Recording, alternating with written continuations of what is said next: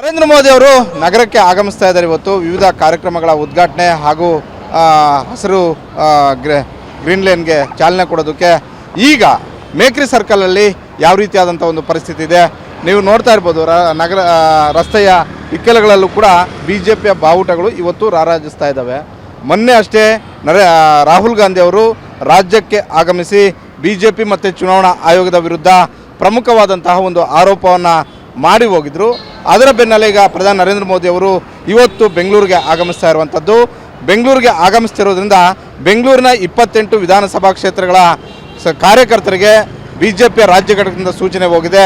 ನರೇಂದ್ರ ಮೋದಿ ಅವರು ಬರ್ತಾ ಇರುವಂತಹ ರಸ್ತೆಯಲ್ಲಿ ಇಕ್ಕೆಲಗಳಲ್ಲಿ ನಿಂತು ಅವರನ್ನು ಸ್ವಾಗತ ಮಾಡಬೇಕು ಅಂತ. ಹಾಗಾದರೆ ಮೇಕ್ರಿ ಸರ್ಕಾರಲ್ಲಿ ಯಾವ ರೀತಿಯಾಗಿದೆ ಪರಿಸ್ಥಿತಿ ಅನ್ನೋದನ್ನು ನೋಡ್ತೀವಿ, ಬನ್ನಿ ಫಾಲೋ ಮಾಡೋಣ. ಈಗ ಎಂಟ್ರಿ ಆಗ್ತಾ ಇದ್ವಿ ಅಂತಾರಾಷ್ಟ್ರೀಯ ವಿಮಾನ ನಿಲ್ದಾಣಕ್ಕೆ ಹೋಗುವಂತಹ ಒಂದು ದಾರಿ. ನೀವು ನೋಡ್ತಾ ಇರ್ಬೋದು ಯಾವ ರೀತಿಯಾಗಿ ಜನ ಬರ್ತಾ ಇದ್ದಾರೆ ಅಂತ. HAL ಏರ್ಪೋರ್ಟ್ಗೆ ಬರುವಂತಹ ನರೇಂದ್ರ ಮೋದಿ ಅವರು ಅದಾದ ಬಳಿಕ ಮೇಕ್ರಿ ಸರ್ಕಲ್ ಇರುವಂತಹ ಹೆಡ್ ಕ್ವಾರ್ಟರ್ಸ್ಗೆ ಬರ್ತಾರೆ. ಅಲ್ಲಿಂದ ಅವರು ಚಾಲುಕ್ಯ ಸರ್ಕಲ್ ಮೂಲಕವಾಗಿ ಸಂಗೊಳ್ಳಿ ರಾಯಣ್ಣ ರೈಲ್ವೆ ನಿಲ್ದಾಣಕ್ಕೆ ಹೋಗುವಂಥದ್ದು. ಅದಕ್ಕೂ ಮೊದಲು ಅವರನ್ನು ಇಲ್ಲಿ ಸ್ವಾಗತ ಮಾಡ್ಕೊಳ್ಳೋದಕ್ಕೆ BJPಯ ಕಾರ್ಯಕರ್ತರು ಆಗಮಿಸ್ತಾ ಇರೋದನ್ನು ನೀವು ನೋಡ್ಬೋದು. ಯಾವ ರೀತಿಯಾಗಿ BJPಯ ಬಾವುಟಗಳು ರಾರಾಜಿಸ್ತಾ ಇದ್ದಾವೆ ಅನ್ನುವಂಥದ್ದನ್ನು ನೋಡಿ. ಯಾಕಂತೇಳಿದ್ರೆ BJPಯ ಕಾರ್ಯಕರ್ತರು ನರೇಂದ್ರ ಮೋದಿ ಅವರನ್ನು ಅವ್ರಿಗೆ ಅದ್ದೂರಿ ಸ್ವಾಗತ ಕೊಡೋದಕ್ಕೆ ಈ ಕೇವಲ ಮೇಕ್ರಿ ಸರ್ಕಲ್ ಅಲ್ಲ, ಇಡೀ ನಗರದಾದ್ಯಂತ ಈ ರೀತಿಯಾದಂತಹ ಒಂದು ತಯಾರಿಯನ್ನು ಮಾಡಿದ್ದಾರೆ. BJP ಮತ್ತು ಕಾಂಗ್ರೆಸ್ಗೆ ಕಂಪೇರ್ ಮಾಡಿದ್ದೆ ಆದರೆ ಕಾಂಗ್ರೆಸ್ ಮೊನ್ನೆ ರಾಹುಲ್ ಗಾಂಧಿ ಅವರು ಬೆಂಗಳೂರಿಗೆ ಆಗಮಿಸಿದ್ರು. ಯಾವಾಗ ಬಂದರು, ಹೆಂಗೆ ಹೋದ್ರು ಅಂತಲೇ ಗೊತ್ತಾಗಲಿಲ್ಲ. ಯಾಕಂತೇಳಿದ್ರೆ ಕೇವಲ ಒಂದು ಪ್ರತಿಭಟನೆ ಅನ್ನುವಂತಹ ಒಂದು ರೀತಿಯಲ್ಲಿ ಅದನ್ನು ಅಷ್ಟರ ಮಟ್ಟಿಗೆ ಮಾತ್ರ ಸೀಮಿತವಾಗಿ ತಗೊಂಡಿದ್ರು. ಈಗ ನಾನು ಮೇಕ್ರಿ ಸರ್ಕಲ್ಗೆ ಎಂಟ್ರಿ ಕೊಟ್ಟಿದ್ದೀನಿ. ನೀವು ನೋಡ್ಬೋದು ಒಂದು ಕಡೆ ಅದ್ದೂರಿ ವಾದ್ಯಗಳು ಇವು ಶುರುವಾಗಿದ್ದಾವೆ ಅವರನ್ನು ಸ್ವಾಗತ ಮಾಡ್ಕೊಳ್ಳೋದಕ್ಕೆ.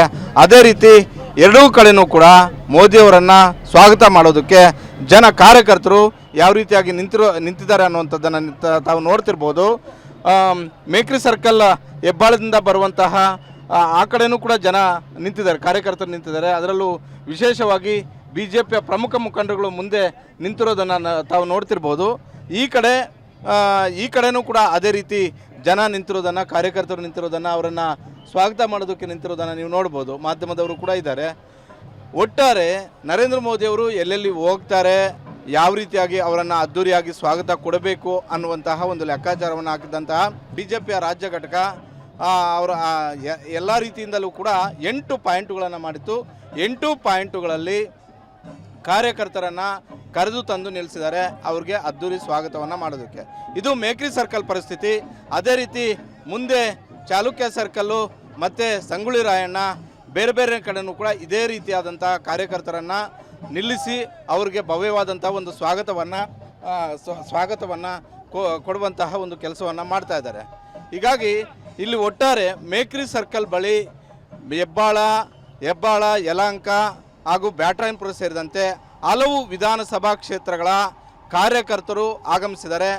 ಜೊತೆಗೆ ಇಡೀ ನಗರದಲ್ಲಿ ಎರಡೂ ಕಡೆಯೂ ಕೂಡ ಎಲ್ಲೆಲ್ಲಿ ಮೋದಿ ಹೋಗ್ತಾರೋ, ಮೇಕ್ರಿ ಸರ್ಕಲ್ ಆಗಿರ್ಬೋದು, ಚಾಲುಕ್ಯ ಸರ್ಕಲ್ ಆಗಿರ್ಬೋದು, ಅದೇ ರೀತಿ ಸಂಗೊಳ್ಳಿ ರಾಯಣ್ಣ ಸರ್ಕಲ್ ಆಗಿರ್ಬೋದು, ರಾಗಿಗುಡ್ಡ ಆಗಿರ್ಬೋದು, 8 ಪಾಯಿಂಟುಗಳಲ್ಲೂ ಕೂಡ ಇಡೀ ರಸ್ತೆಯ ಎರಡೂ ಇಕ್ಕೆಲಗಳಲ್ಲೂ ಹಸಿರು ಬಾವುಟಗಳು ರಾರಾಜಿಸ್ತಾ ಇದ್ದಾವೆ. BJPಯ ಬಾವುಟಗಳು ರಾರಾಜಿಸ್ತಾ ಇದ್ದಾವೆ. ಕಾರ್ಯಕರ್ತರು ನಿಂತ್ಕೊಂಡು ಅವರಿಗೆ ಸ್ವಾಗತವನ್ನು ಕೊಡಿ ಅನ್ನುವಂಥ ಒಂದು ಸೂಚನೆಯನ್ನು ಕೊಟ್ಟಿದ್ದಾರೆ.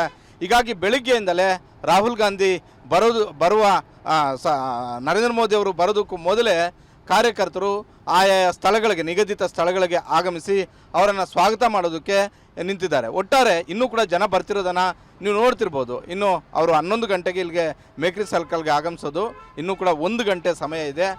ಈ ಸಮಯದಲ್ಲಿ ಕಾರ್ಯಕರ್ತರು ಭಾಳಷ್ಟು ಉತ್ಸಾಹ ಮತ್ತು ಹುರುಪಿನಿಂದ ಬರ್ತಾ ಇದ್ದಾರೆ. ನಾನು ಇದು ಒಂದು ಪಕ್ಷ ಅಂತ BJP ಅಂತ ಹೇಳ್ತಾ ಇಲ್ಲ. BJPಯಲ್ಲಿ ಈ ರೀತಿಯಾದಂಥ ಒಂದು ಪರಿಸ್ಥಿತಿ ಇದ್ದರೆ, ಮೊನ್ನೆ ರಾಹುಲ್ ಗಾಂಧಿ ಅವರು ನಗರಕ್ಕೆ ಆಗಮಿಸಿದ್ರು. ಬೆಂಗಳೂರಿನಿಂದಲೇ ಬಹಳ ದೊಡ್ಡದಾದಂಥ ಒಂದು ಗಂಭೀರ ಆರೋಪವನ್ನು BJP ವಿರುದ್ಧ ಮಾಡಿದರು. ಕೇವಲ ಫ್ರೀಡಮ್ ಪಾರ್ಕ್ಗೆ ಅಷ್ಟೇ ಸೀಮಿತವಾಗಿತ್ತು. ಫ್ರೀಡಮ್ ಪಾರ್ಕ್ ಬಂದರು, ಫ್ರೀಡಮ್ ಪಾರ್ಕಿಂದ ಹೊರಟರು.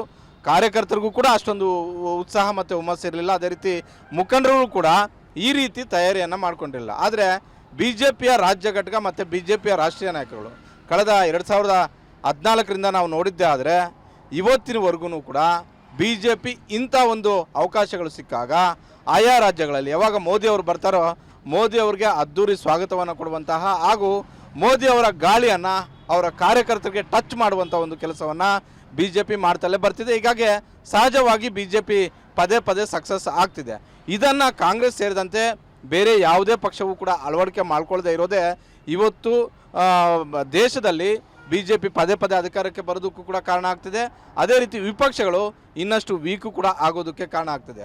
ಒಬ್ಬ ರಾಷ್ಟ್ರೀಯ ಮಟ್ಟದ ನಾಯಕ, ಒಬ್ಬ ವರ್ಚಸ್ಸು ಇರುವಂತಹ ನಾಯಕ ಪದೇ ಪದೇ ಈ ರೀತಿ ಬರೋದ್ರಿಂದ, ಕಾರ್ಯಕರ್ತರು ಹತ್ತಿರದಿಂದ ಅವರನ್ನು ನೋಡೋದ್ರಿಂದ ಸಹಜವಾಗಿ ಅವರಲ್ಲಿರುವಂತಹ ಸಂಘಟನೆಯ ಒಂದು ಹುಮ್ಮಸ್ಸು ದುಪ್ಪಟ್ಟಾಗೋದ್ರಲ್ಲಿ ಯಾವುದೇ ಅನುಮಾನವೂ ಕೂಡ ಇಲ್ಲ. ಆ ಕೆಲಸವನ್ನು ಪ್ರಧಾನಿ ನರೇಂದ್ರ ಮೋದಿ ಅವರು ಮಾಡ್ತಾ ಇದ್ದಾರೆ, ಅದೇ ರೀತಿ ಬಿ ಜೆ ಪಿಯವರು ಮಾಡ್ತಿದ್ದಾರೆ. ಈ ಪರಿಸ್ಥಿತಿ, ಈ ಹಿನ್ನೆಲೆಯಲ್ಲೇ ಕಾಂಗ್ರೆಸ್ ಪದೇ ಪದೇ ಸಮಸ್ಯೆಯನ್ನು ಅನುಭವಿಸ್ತಾ ಇದೆ. ಯಾಕಂತ ಹೇಳಿದ್ರೆ ಮೊನ್ನೆ ನಡೆದಂತಹ ಪ್ರಮುಖ ಪ್ರತಿಭಟನೆಯನ್ನೇ ನಾವು ಎಕ್ಸಾಂಪಲ್ ಆಗಿ ತೆಗೆದುಕೊಳ್ಳೋದೇ ಆದರೆ ಯಾವ ರೀತಿಯಾಗಿ ಮಾಡಬೇಕಾಗಿತ್ತು ಆ ರೀತಿಯಾಗಿ ಕಾಂಗ್ರೆಸ್ ಅವರು ಮಾಡಲಿಲ್ಲ. ಎಲ್ಲೋ ಒಂದೆರಡು ಕ್ಷೇತ್ರಕ್ಕೆ ಸೀಮಿತ ಆದಂಥ ರೀತಿಯಲ್ಲಿ ಅದನ್ನು ಪ್ರತಿಭಟನೆಯನ್ನು ಮಾಡಿದ್ರೆ ಬಿಟ್ಟರೆ ಈ ರೀತಿ ಇಡೀ ರಾಜ್ಯಕ್ಕೆ ಗೊತ್ತಾಗುವಂತೆ, ಪ್ರತಿಯೊಬ್ಬ ಸಾಮಾನ್ಯ ಕಾರ್ಯಕರ್ತರಿಗೂ ಅದನ್ನು ತಟ್ಟುವಂತೆ, ಅದು ಅರ್ಥ ಆಗುವಂತಹ ರೀತಿಯಲ್ಲಿ ಕಾಂಗ್ರೆಸ್ ಅವರು ಕೆಲಸ ಮಾಡಲಿಲ್ಲ. ಆದರೆ ಇವತ್ತು 2 ದಿನಗಳ ಬಳಿಕ ನರೇಂದ್ರ ಮೋದಿ ಅವರು ರಾಜ್ಯಕ್ಕೆ ಆಗಮಿಸ್ತಾ ಇದ್ದಾರೆ.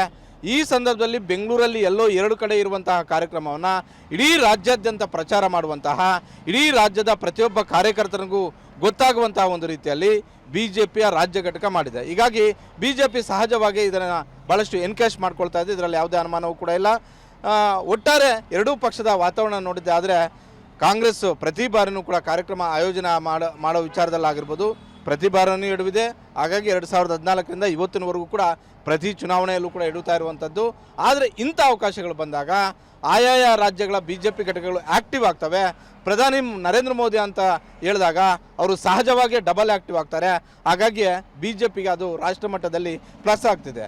ಹಾಗಂದ ಮಾತ್ರಕ್ಕೆ ರಾಜ್ಯ ಕಾಂಗ್ರೆಸ್ ವೀಕ್ ಆಗಿದೆ ಅಂತ ಹೇಳ್ತಿಲ್ಲ. ಆದರೆ ಇಂಥ ಕಾರ್ಯಕ್ರಮಗಳನ್ನು ಆಯೋಜನೆ ಮಾಡುವಂಥ ರೀತಿಯಲ್ಲಿ ಸಿದ್ದರಾಮಯ್ಯನೂ ಫೇಲೂರೇ, ಡಿ ಕೆ ಶಿವಕುಮಾರ್ ಅವರು ಫೇಲೂರೇ.